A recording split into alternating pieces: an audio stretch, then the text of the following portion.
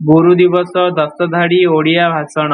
ସମ୍ମାନନୀୟ ସଭାପତି ମହୋଦୟ, ପୂଜ୍ୟ ଗୁରୁଜୀ ଓ ଗୁରୁମା ବୃନ୍ଦ ଏବଂ ଉପସ୍ଥିତ ମୋର ଛୋଟ ବଡ଼ ଭାଇ ଭଉଣୀ ଓ ମୋର ସହପାଠୀଗଣ, ଆଜିର ଏହି ପବିତ୍ର ଗୁରୁ ଦିବସ ଅବସରରେ ମୋତେ କିଛି କହିବାର ସୁଯୋଗ ଦେଇଥିବାରୁ ମୁଁ ଆପଣ ସମସ୍ତଙ୍କୁ ଧନ୍ୟବାଦ ଜଣାଉଛି।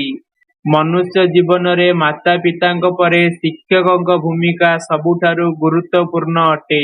ଗୁରୁମାନେ ଆମର ପ୍ରତ୍ୟେକ ଛୋଟ ବଡ଼ ଭୁଲକୁ କ୍ଷମା କରି ଆମକୁ ଉଚିତ ଶିକ୍ଷା ଦେଇ ଆମ ଭବିଷ୍ୟତର ଜୀବନଯାତ୍ରାକୁ ସରଳ ଏବଂ ଆଲୋକିତ କରିଥାନ୍ତି। ସେହି ଗୁରୁମାନଙ୍କୁ ସମ୍ମାନ ଜଣାଇବା ସହିତ ତାଙ୍କ ସାନ୍ନିଧ୍ୟ ଲାଭ ପାଇଁ ଆମେ ପ୍ରତିବର୍ଷ ଏହି ଗୁରୁ ଦିବସ ପାଳନ କରିଥାଉ।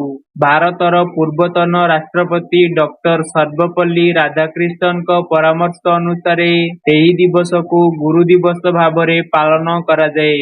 ସେ 1888 ମସିହା ସେପ୍ଟେମ୍ବର ମାସ 5 ତାରିଖ ଦିନ ତାମିଲନାଡୁରେ ଜନ୍ମଗ୍ରହଣ କରିଥିଲେ। ଶିକ୍ଷକ ହେଉଛନ୍ତି ଜାତି ନିର୍ମାତା। ସେ ଦେଶର ଭବିଷ୍ୟତ ବଂଶଧରମାନଙ୍କୁ ଗଢ଼ନ୍ତି ଏବଂ ଗୁରୁଙ୍କ କୃପାରୁ ଶିଷ୍ୟ ବଡ଼ ହୁଏ। ଆସ ଆମେ ଏହି ମହାନ ଗୁରୁଙ୍କର ଆଦର୍ଶରେ ଅନୁପ୍ରାଣିତ ହୋଇ ଚଳିବା। ମୁଁ ଏତିକି କହି ମୋର ବକ୍ତବ୍ୟ ସମାପ୍ତ କରୁଛି।